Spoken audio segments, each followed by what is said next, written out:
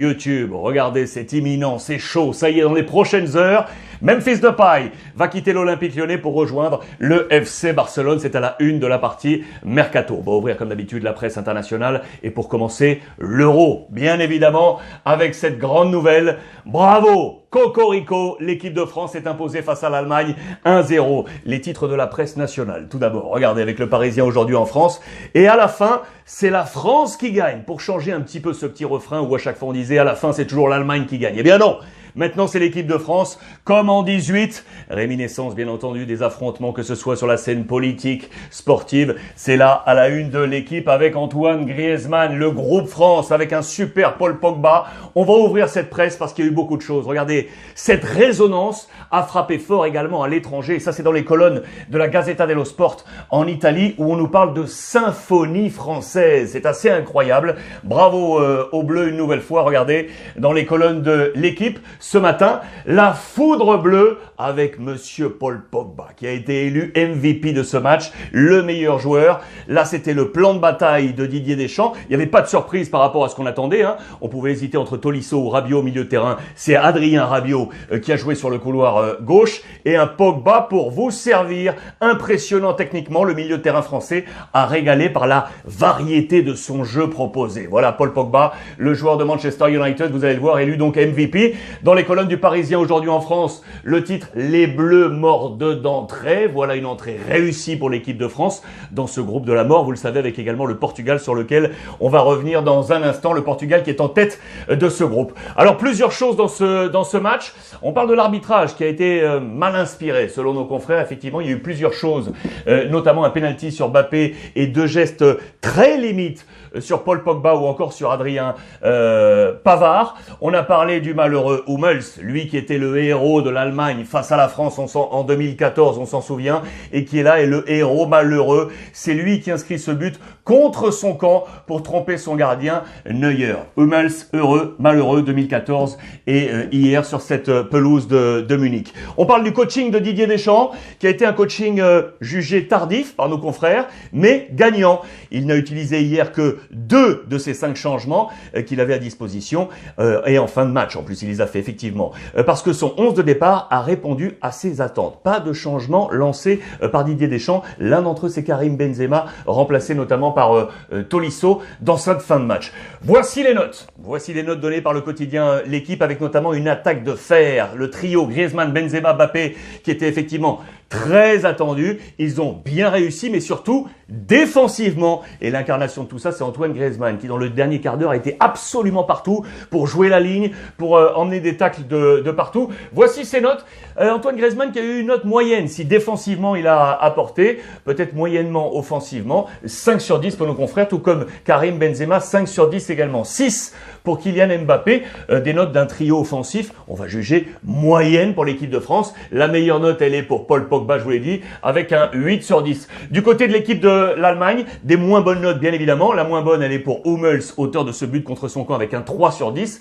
Pas bon du tout. Que vous donnez encore Toni Kroos, c'est moyenne avec 5 sur 10. Et sur le plan offensif, ça n'a pas marché. C'est là la carence principale de cette équipe allemande. Souvenez-vous, hier dans le mag, Hardy Hasselbrück sur YouTube à 23h nous disait encore: les amis, je vois pas l'Allemagne gagner parce qu'on n'a pas la force et l'impact offensif. Hier, Thomas Müller, Gnabry et Havertz qui avaient été préférés à Sané, 4 et 4 sur 10. Ça n'a pas fonctionné pour le plan offensif de Jogi Löw qui a hérité, lui, d'un 4 sur 10. MVP, je vous l'ai dit, c'est lui. Monsieur Paul Pogba. Regardez, ici, le positionnement, vous le voyez, en filtre de cette équipe de France. La position très haute ici de Kylian Mbappé, le sens de l'attaque, bien évidemment. Karim Benzema est ici à la position médiane. Paul Pogba est ici avec sa zone d'influence absolument partout. Le poulpe. Paul Pogba qui a tenu cette équipe d'Allemagne. Il a été vraiment très, très fort. Bravo aux Bleus. Deuxième de ce groupe. Pourquoi? Parce que le Portugal s'est imposé, les amis. Le Portugal s'est imposé 3-0 face à la Hongrie. La la presse portugaise avec deux notions sur les photos. La notion individuelle, parce qu'il a une nouvelle fois tout cassé. Cassé la baraque, il a cassé les records. C'est monsieur CR7, Cristiano Ronaldo, le champion en titre qui salue son statut avec monsieur CR7. Et le deuxième choix de photo, il est ici, notamment avec Ojogo, sur le collectif, même si on sort là la photo de Cristiano, le collectif avec l'inspiration, regardez sur la presse nationale, le Diario des Noticias, notamment sur le troisième but, qui collectivement, sur le sens technique et tactique, c'était du tiki-taka, comme nous le disait hier João Araújo dans le mag, le patron de la rédaction de Jogo. Très bon troisième but du Portugal qui imprime le rythme de la formation de Santos. À l'étranger, on a salué également les Portugais. Regardez, en Espagne, As, avec le seigneur de l'Euro, Cristiano Ronaldo, ou encore en Italie, logiquement, pour le joueur de la Juve, il est ici avec cette même photo. C'est le combat de Cristiano pour mener cette équipe portugaise et asseoir ce statut. Ronaldo, une fin sans fin. Le bon jeu de mots de nos confrères de l'équipe ici. CR7, logiquement le MVP de ce match avec ce doublé. Voici sa zone d'influence, un bloc très très haut façon hongrois qui était très bas. Regardez la ligne la plus basse, elle est ici. CR7 est là, zone d'influence une nouvelle fois, partout, sa liberté. Je vous l'ai dit, il a cassé les records. João Araújo nous l'a dit hier. Regardez sur le Twitter officiel de l'UEFA Euro 2020, il est devenu le meilleur buteur de tous les temps de cet Euro avec 11 buts marqués. Il passe devant Michel Platini. Il est passé devant, il est devenu le meilleur buteur de tous les temps du Portugal avec 106 buts inscrits. Il est le premier joueur à apparaître dans 5 euros sur cette histoire et il est le premier joueur à marquer durant ces 5 euros. C'est absolument incroyable. C'est une force de la nature. L'ami CR7, Portugal 1, France 2, Allemagne 3, Hongrie 4. Affaire à suivre. On prend les informations des autres sélections, notamment du côté de l'Angleterre. J'aime bien ça, je le dis avec le sourire. Dans ce groupe, avec l'ami Harry Kane qui veut marquer. Vous le savez, il veut absolument marquer pour l'Angleterre. Il a dit, je vais essayer de faire comme l'ami Chic. Vous savez, le Tchèque qui a marqué ce but de la moitié du terrain. Il a dit, attention les gars, je vous préviens. Je préviens tout le monde. Je vais tenter de le faire dans cet Euro. Voilà qu'il le dit, c'est à la une de toute la presse. C'était la petite anecdote côté anglais. Ce groupe va bien, les Anglais, et on a hâte de les voir également pour ce deuxième match. L'autre, mais ouais, quand on parlait de buteur, là on a pointé du doigt. Si on relève l'ami Harry Kane, on abaisse l'ami Morata. Du côté de la presse espagnole, regardez, c'est le débat national parce que Morata a manqué les 2-3 ballons cruciaux et notamment un dernier en fin de match face au gardien adverse lors du premier match, 0-0 au final pour les Espagnols, et donc ce fameux débat. Là c'est As, là c'est Marca, et ce même mot qui revient, alors qu'on avait Gérard Moreno, l'un des meilleurs buteurs de la Liga qui était sur le banc, qui est entré en fin de match, le joueur de Villarreal. Les sondages sont à l'encontre de Morata, on veut voir Gérard Moreno, et il y a une autre ombre qui plane au-dessus de Luis Enrique, c'est celle de Iago Aspas qui n'a pas été pris, le joueur du Celta Vigo. On pouvait l'attendre comme pièce essentielle dans ce dispositif. Voilà l'ombre et donc le débat national en Espagne. Attention parce que les Espagnols vont jouer face aux Polonais. Et vous le voyez dans la presse internationale, on se dit que l'Espagne n'est pas présente tout de suite. Regardez, même les Italiens pointent du doigt les Espagnols pour dire attention Luis Enrique, les critiques vont commencer à s'abattre sur toi.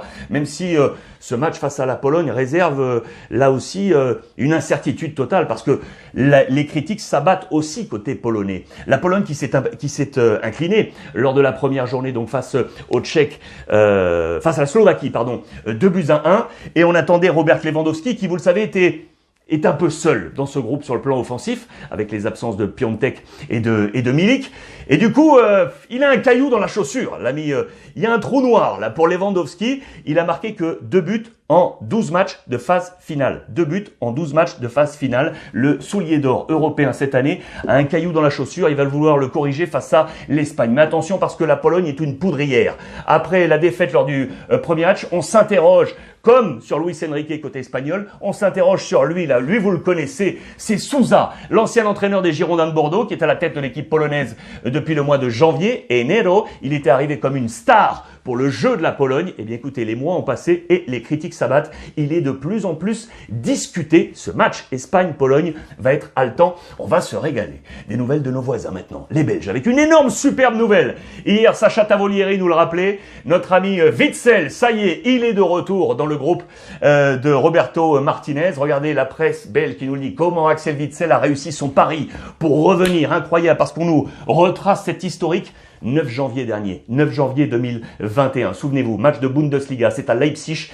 Il se blesse, il s'écroule. C'est très simple, rupture tendon d'Achille. Opération le 11 janvier, 2 jours plus tard, avec qui? Le médecin de la fédération belge, le médecin de la sélection belge, c'est Gert De Clercq qui l'opère du côté d'Anvers. C'était le jour de son anniversaire, de ses 32 ans. C'est un drôle d'anniversaire pour lui. Mais peu à peu, il est revenu. Fin janvier, le voilà de retour à la préparation. Il accélère sa récupération.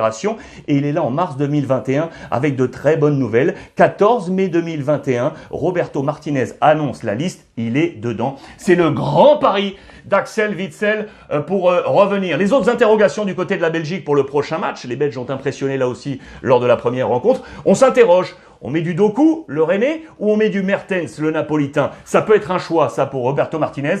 Dans la presse, les spécialistes, et notamment Georges Likens, nous expliquent pourquoi, pour l'instant, Martinez va garder Mertens, qui va atteindre les 100 caps. 100 fois mérité pour le Napolitain. Doku est encore jeune, il peut apporter de la vivacité, de la rapidité durant la rencontre en fonction de la physionomie. Mertens devrait garder sa place de titulaire. On attend un big match. Aujourd'hui les amis, aujourd'hui avec les copains de NetBet, c'est le match entre l'Italie et la Suisse. Voici probablement ce qui va se passer là sur la pelouse. Vous le savez, on va pas changer le groupe italien par rapport à la victoire face à la Turquie. Le seul doute, il était ici puisque pas de Florenzi, le joueur du Paris Saint-Germain. Toloi de l'Atalanta ou Di Lorenzo de Naples. Vous allez voir la réponse dans un instant. Donnarumma, Chiellini, Bonucci, Spinazzola, le MVP du premier match. Jorginho, Locatelli, Barella, Berardi, Ciro Immobile, Insigne. Magnifique le groupe italien. Les frères de Mancio, Mancini, avec pas mal de duels dans ce match attendu face à la Suisse. Il y a un duel notamment ici qui va être attendu au milieu de terrain entre Jorginho, le champion d'Europe, avec Chelsea face à Freuler. Deuxième ici avec Berardi, l'un des meilleurs joueurs italien là sur le flanc offensif face à Akanji. Voilà un deuxième duel très intéressant. On suivra Ciro Immobile qui va jouer à la maison. On va jouer du côté de Rome, du côté de l'Olympico. C'est sa pelouse. En 5 ans, il a signé 92 buts en 118 matchs. 92 buts en 118 matchs pour le joueur de la Lazio. Très attendu. Autre duel dans ce match. Il est ici. Les duels des petits cabarets, là, des petits moteurs, des petits dragsters.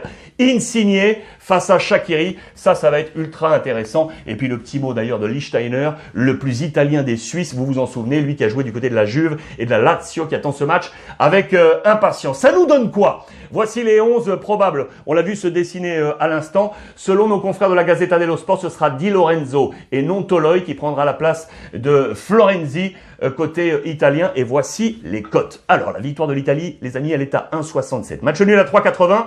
Et la victoire de la Suisse à 5,70. Moi, j'irai sur la victoire italienne ici à 1,67. Je vous donne d'ailleurs les cotes de la Turquie face au Pays de Galles. L'autre match qui est aujourd'hui à 18h.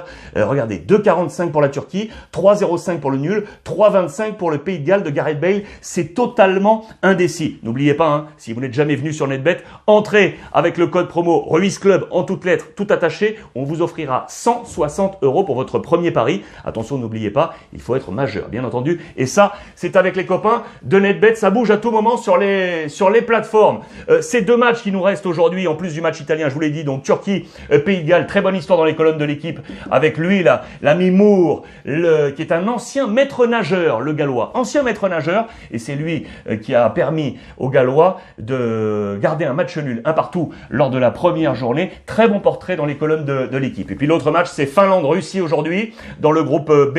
Très attendu, attention, il y a des grosses critiques du côté de la Russie. On attend ça avec impatience également au programme de cet Euro. Voilà pour toutes les infos de la journée. On va tourner la page et passer en mode mercato. On tourne la page.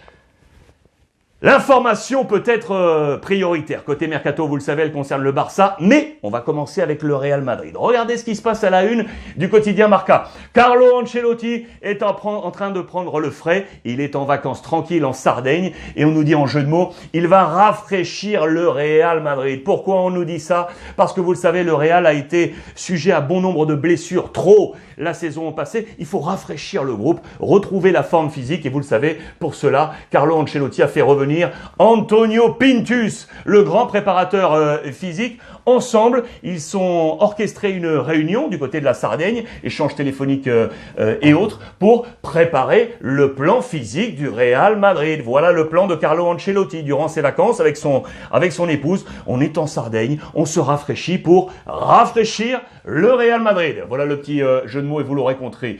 Real Madrid toujours avec bien entendu le feuilleton Kylian Mbappé dans les colonnes de AS. Regardez, on nous parle de guerre froide au Paris Saint-Germain entre Nasser El Khelaifi, le président du PSG, et Kylian Mbappé. On nous dit, les journalistes de AS nous disent que Kylian Mbappé n'aurait pas trop apprécié les déclarations et les sorties médiatiques du président Nasser El Khelaifi concernant le futur de son joueur et également en jeu sa participation aux Jeux Olympiques de Tokyo. Vous le savez, le Paris Saint-Germain échange avec l'organigramme de Kylian Mbappé pour savoir s'il participera ou non à ces Jeux Olympiques. Que va faire Kylian Mbappé par rapport à la prolongation de contrat du Paris Saint-Germain? On nous parle de guerre froide. Le Real veut encore croire à la possibilité de le voir venir. Le Real Madrid qui jouera la Ligue des Champions la saison passée, vous le savez, il y avait une menace qui couvait sur le Real, le Barça et la Juventus concernant la Super League. Ça a été levé. L'UEFA a confirmé l'admission du Real Madrid, du Barça et de la Juve pour la prochaine Ligue des Champions. Ça, c'est une bonne information pour la Ligue des Champions. On passe au Barça avec plusieurs informations et notamment ça, regardez, je vous l'ai montré hier déjà, le nouveau maillot présenté ici par Ansu Fati. Le président Laporta a organisé une grande démonstration de force de communication avec notamment Riqui Puig ici et l'ami Ansu Fati. Présentation avec les joueuses également du Barça féminine. Présentation de ce nouveau maillot, c'est le maillot du changement. Laporta est l'homme du changement, le maillot du changement. Je vous ai montré tout ça. J'ai un peu de doute également sur le short, la bicolore, mais bon, vous me donnerez votre avis via le hashtag Ruiz Club. Je vous l'ai dit, je vous l'ai annoncé, c'est une question d'heure. Ça y est, Memphis Depay va signer au FC Barcelone. Nous étions parmi les premiers à vous l'annoncer avec Albert Masnou, la grande plume du quotidien sport, tous les jours sur le mag. Il est en direct avec nous depuis le démarrage de l'Euro. Il nous avait annoncé ça tout de suite. Ça y est, le hockey est tombé et la signature devrait arriver. En contrepartie, ça se corse pour Dembélé. C'est très simple. Le Barça lui dit 3 options. Soit on prolonge le contrat, soit on est vendu, soit on finira en tribune sans jouer. Tension totale avec Dembélé et le FC Barcelone. Dans le même temps, Laporta qui veut s'appuyer sur la jeunesse, sur la formation du Barça, ramener cela. Voilà pourquoi Riqui Puig devrait rester au FC Barcelone. On l'avait annoncé sur le départ possible. Vraisemblablement, le président Laporta qui l'a demandé à ses côtés pour cette présentation avec Ansu Fati devrait le conserver dans l'effectif. Le message fort du président Laporta, nous sommes des non-conformistes. Vous le voyez, le message du président catalan qui a basé sa politique et notamment sur le social avec une nouvelle campagne, le Mesqué, le slogan du Barça, Mesqué un club, Mesqué avec beaucoup de choses, l'implication sociale, les jeunes qu'on va aller chercher, la Masia, on va essayer de tout relever, le style de jeu, on pense aux années Cruyff, vous le savez, les déclarations fortes du président Laporta. Information Atlético Madrid pour vous montrer quoi? Qu'on est toujours sur le fameux débat du numéro 9. On veut un attaquant complémentaire du côté del Cholo Simeone, aux côtés de Luis Suarez. On s'interroge sur la possibilité de nouveau de les voir un joueur prêté. C'était la solution, notamment avec Dembélé, vous le savez, de l'Olympique Lyonnais, mais l'option d'achat pour le garder est trop élevée. On est à 33,5 millions d'euros. Ça m'étonnerait que l'Atlético active tout ça. Ici, El Cholo avec l'Italien Andrea Berta, qui est le directeur sportif de l'Atlético Madrid. Ce qui est sûr, vous le savez d'ores et déjà, c'est officiel, c'est qu'on ne va pas rapatrier Morata, qui reste à la Juve. Vous le voyez, 1 an de plus, otro año du côté de la Juve. C'est très clair. La Juve qui va débourser déboursé 10 millions d'euros pour ce prêt, une année supplémentaire. Et si la Juve veut le garder à l'avenir, ce sera 35 millions d'euros.